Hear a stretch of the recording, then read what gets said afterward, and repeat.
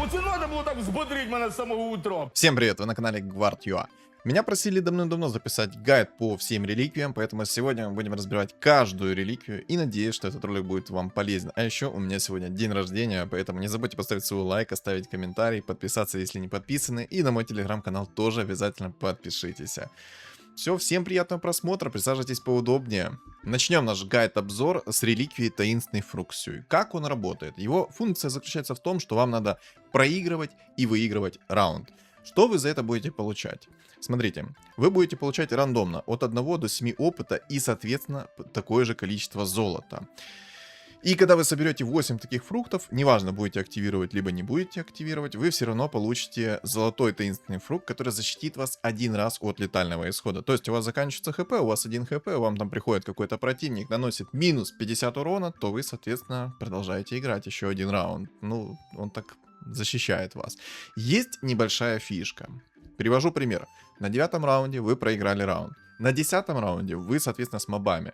Вы выигрываете мобов, и если вы успеете до отсчета, самое важное, до отсчета времени к следующему раунду, вы можете активировать таинственный фруксюй и получить этот фрукт. Это такой легкий абуз. И, соответственно, на 11-м раунде вам нужно будет проиграть.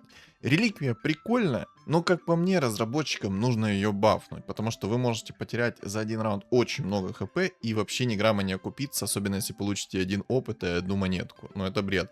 Надо хотя бы сделать, чтобы минимум было 2 либо 3 монетки, тогда это будет обалденная реликвия и не ситуативная уж явно.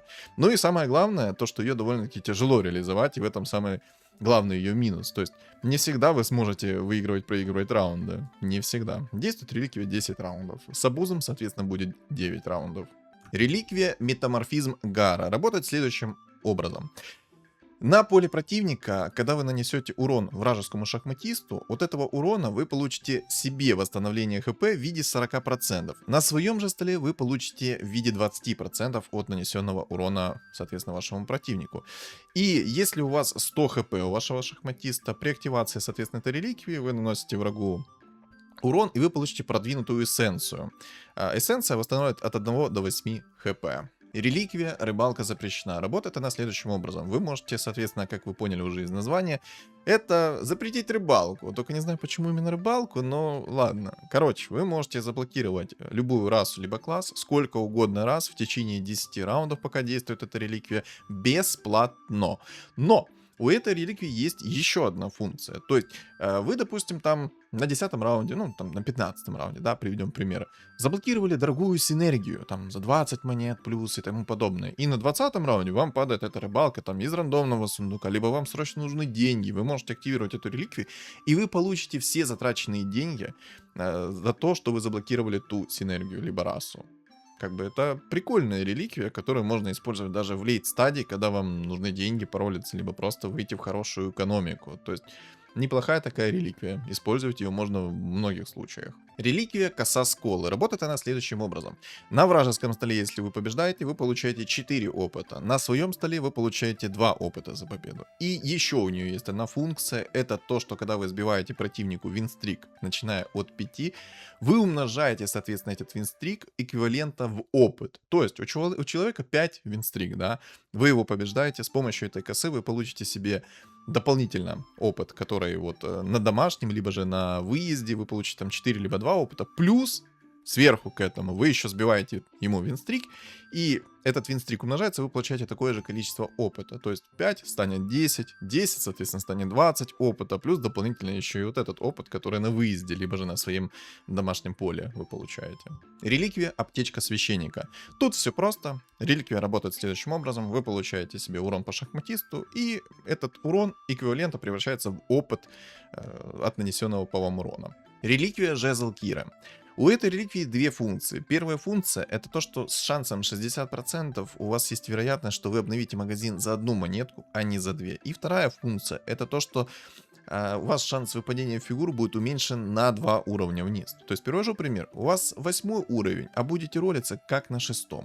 Эту реликвию прикольно использовать на 10 раунде, когда вы не шли в уровень, а вот просто копили денежку, забрали мобов на 10 уровне, используете эту реликвию и просто фигуры 1 и 2 тира собираете в 3 звезды. Ну, конечно, шанс на фигуры 1 тира у вас будет выше, потому что если у вас на 10 раунде будет 4 уровень, то будете ролиться как на 2. И это прям прикольная реликвия, которая вот в начале игры может даже очень жестко зарешать. Реликвия шлема Реса. Тут все просто. Как вот аналогично с жезлом Киры, только реликвия шлема Реса повышает вам шанс выпадения фигур на 1 уровень. То есть у вас 7 уровень, вы используете этот шлем Реса, и у вас шанс выпадения фигур как на 8 уровне. То есть вы можете там легендарку достать на 7 уровне. Ну и, соответственно, эту реликвию можно использовать на 7. И если вы супер скилловый, то, соответственно, легендарные фигуры вам будут сыпаться что не в себя. Прикольно эту реликвию использовать на 8 уровне, а лучше всего на 10, чтобы повысить себе прям шанс максимально. Либо на 9 тоже. То есть, ну, тут на вкус и цвет. Сами думайте, когда использовать эту реликвию. Реликвия сумка Пандамена. Как она работает? У вас есть купленная уже фигура. Представим, что у вас... Кто куплен? Ну, аппарат. Да, это легендарный дух 5.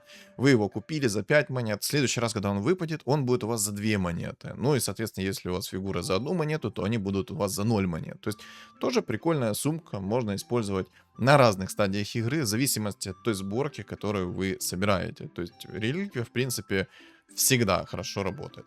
Сразу хочу сказать, что ценность фигур продажи будет уменьшена. То есть вы не сможете обузить, грубо говоря, эту сумку для того, чтобы там вы купили 2 легендарные фигуры, там 3 легендарные фигуры по 2 монетки, продали и получили 15 монет. Нет, это так не работает.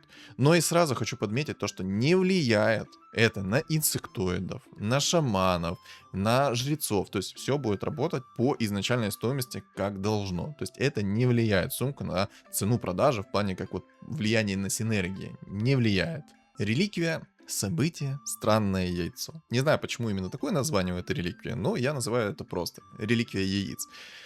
Она повышает вероятность появления вот этих вот яиц, которые позволяют вам апнуть быстро фигуры на x10. И, соответственно, каждый раз, когда вы будете покупать яйцо, то вы получаете эту вероятность на -2. И длится эта реликвия 10 раундов. Реликвия прикольная, использовать ее можно когда вы хотите, когда вам угодно. Я использую эту реликвию по обстоятельствам, то есть в зависимости от той сборки, которую я хочу. И вам тоже рекомендую эту реликвию использовать только тогда, когда вам надо сейчас апнуть фигуру, допустим. Прикольная реликвия, использовать можно. Ну и, соответственно, там тоже влияет скилл. То есть, если вы особо скилловый, эта реликвия вам принесет 1 000 000 яиц. А есть же особо скилловые, которые, не имея даже этой реликвии, найдут столько яиц, сколько вам и не снилось. Реликвия ночной рейдверей. Как она работает? Как написано в описании, вы получаете x2 мобов. То есть, на 35 раунде, либо на 15 раунде, неважно. Всегда, когда будет у вас раунд с мобами, вы получите x2 мобов 2 раунда подряд. То есть это 15-й, 20-й раунд, или 20-й, 25-й и так далее. То есть в зависимости от того, когда вы изнете эту реликвию. Эту реликвию я рекомендую использовать только тогда, когда вы уверены, что ваш стол сильный, и вы двойных мобов потянете. Были уже дикие фейлы с этими мобами двойными, когда люди проигрывали очень много хп на них. И вот что же вы получите за них? Там, кстати, если что, вот этот рейд ночных зверей уменьшает их хп на 20%, и их атаку тоже на 20%. Это такой маленький, но приятный бонус. Но все равно может не хватить вашего сильного стола, чтобы забрать двойных мобов. С легкостью забирают двойных мобов это эльфы. Вот прям на одном дыхании. Ну, соответственно, потому что там появляются мобы. С этих иллюзий мобы начинают сами себя гасить. И, в принципе, эльфы спокойно забирают чуть ли не на любой стадии игры мобов двойных. Привожу пример. Допустим, вы активировали эту реликвию на 35-м раунде, да, ну там на 30-м упало, на 35-м вы активировали, получили 2 драконов, и на 40-м раунде получили огромную толпу троллей. Но, что же вы получите с этой реликвией? На самом деле, очень много можете получить. 35-й раунд — это 2 дракона, то есть это фиолетовый сундук, или розовый сундучок вы получаете, и, соответственно, синий предмет рандомно. С этой же религии появятся 2 дракона. Вы получите 2 синих предмета, синий сундук и фиолетовый сундук. Розовый. Что-то у меня фиолетовый. Короче, будет фиолетовый сундук. Вот такой вот прикольчик. И это, на самом деле, очень классная реликвия, как в лейт-стадии, так и может зарешать на ранних стадиях игры. То есть, если вы играете через условных эльфов, на 16-м раунде вы можете получить кучу денег и белый сундук.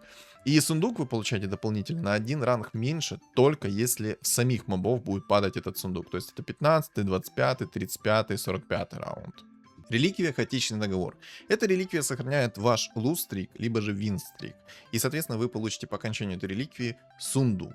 Сундук вы получите либо первого, либо второго, либо третьего тира. В зависимости от того, какой у вас был вин-стрик, либо луз-стрик. Все, что до 5 луз-стрика, либо вин-стрика, вы получаете предмет первого тира, то есть сундук.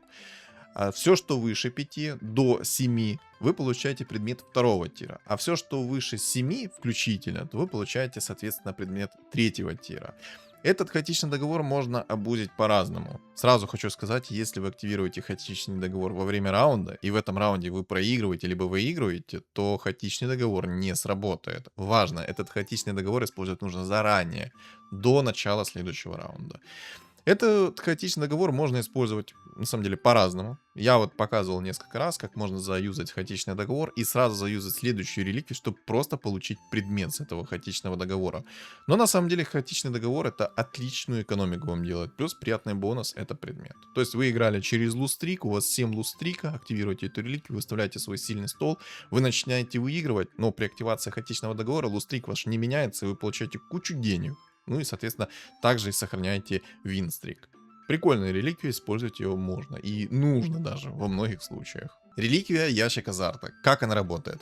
При активации этой реликвии у вас будет 15 билетов азарта. Что они делают? У вас есть фигура на скамейке. Вы, соответственно, нажимаете в вашем инвентаре на этот билет, выбираете ваши фигуры на скамейке, и на следующем раунде, соответственно, ваши фигуры меняются на те же фигуры, той же стоимости, ну и, соответственно, той же звездности. Но, как я понял, легендарку вы получить с условного того же друида не сможете. Там они сделали прикольно то, что тир соответствует тиру выпадения фигур. То есть первого тира, соответственно, первого тира будет фигура, второго тира, второго, третьего, четвертого, четвертого. По крайней мере, я не смог забузить легендарку. То есть я не мог собрать лон друида себе в 3 звезды и получить условно там легендарную фигуру там в 1-2 звезды. Не смог. Если кто-то смог, напишите в комменты. Я не смог. И вот эти вот билеты расходуются следующим образом. Однозвездочная фигура — это 1 билет. Двухзвездочная фигура — это 3 билета. Трехзвездочная фигура — это 9 билетов. Эти билеты можно использовать в лейт-стадии. Даже нужно использовать. То есть вам выпали какие-то легендарные фигуры, и вы такие: да боже, зачем она мне нужна? Мне эта легендарная фигура не нужна, мне нужна другая. Берете этот ящик азарта, активируете, билет активируете, бам, на следующем раунде у вас, соответственно, другая легендарная фигура появляется. Прикольный ящик азарта, на самом деле. Интересно они его сделали и продумано. Самое главное, вот что, ну продумано сделали. Тут прям красавцы. Момент. Ящик азарта, как и многие реликвии, можно активировать заранее до начала следующего раунда. То есть, вы выиграли на 20-м раунде мобов, вы получили эту реликвию. У вас на скамейке есть фиолетовая фигура. И если отчет до следующего раунда не начался, берете этот ящик азарта, активируете предмет, переделываете в те фигуры, которые вам нужны с вашей скамейки, и вот только начинается отчет на 21 раунд, эти фигуры на вашей скамейке, они перевоплощаются. Вот такой вот легкий, но абуз. И еще важный момент. Если вы активируете другую реликвию, кроме мастерской бумы, то предметы, вот этот вот билеты азарта, они из вашего инвентаря пропадут. Важный момент, если что. Потому что могут быть такие лютые фейлы. Реликвия завеса. Почему-то здесь у них завеса через пробел. Непонятно почему. Скорее всего из-за того, что у них огромный пробел между полушариями мозга. Ну, там у них же шапочка из фольги висит, а тут еще и пробел огромный между полушариями. Короче, у них там полный суп-набор. Короче, что делает эта реликвия? Вы получили урон, соответственно, на следующем раунде вы попадаете у вашего противника. И вы не получаете урона в зависимости от того, сколько он там нанес. Не получите. Вообще ни грамма, ни копейки.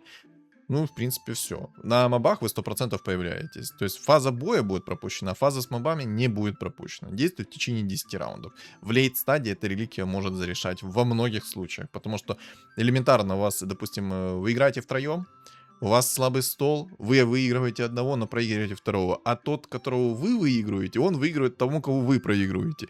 И вот вы пропускаете раунд с тем, с кем вы проигрываете, а тот, кто его выигрывает, выигрывает. И так, короче, можно разменяться люто.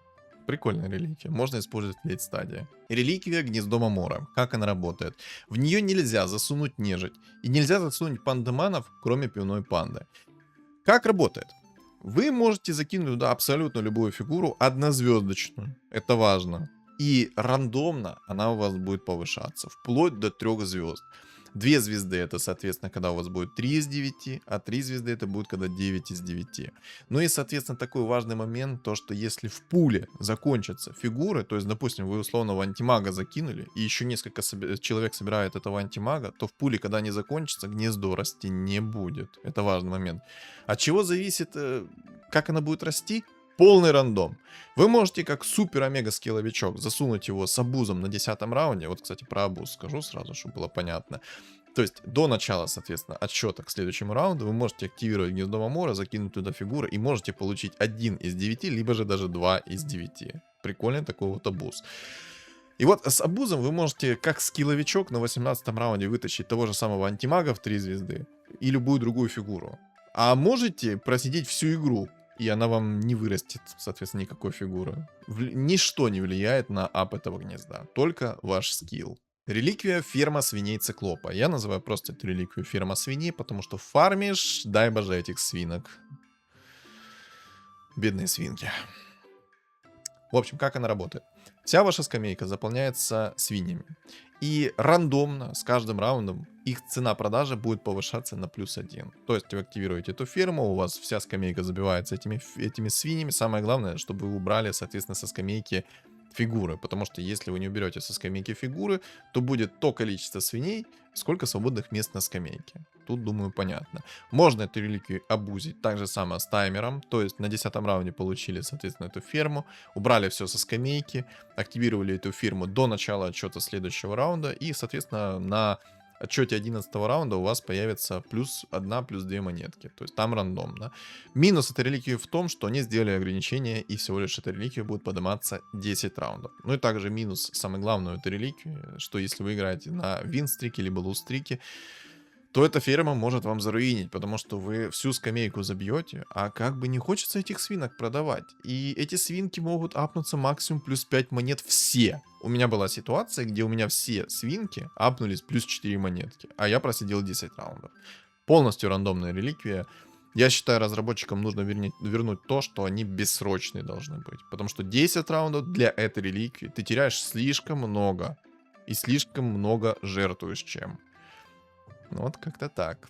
Реликвия Мастерская Бума тоже работает в течение 10 раундов. Не знаю, зачем они это сделали, но они это сделали, и работает эта реликвия в течение 10 раундов. То есть ваши жетоны, они со временем сгорят. Поэтому эти жетоны нужно активировать только тогда, когда вы, соответственно, будете использовать эту реликвию. То есть, что делает эта реликвия?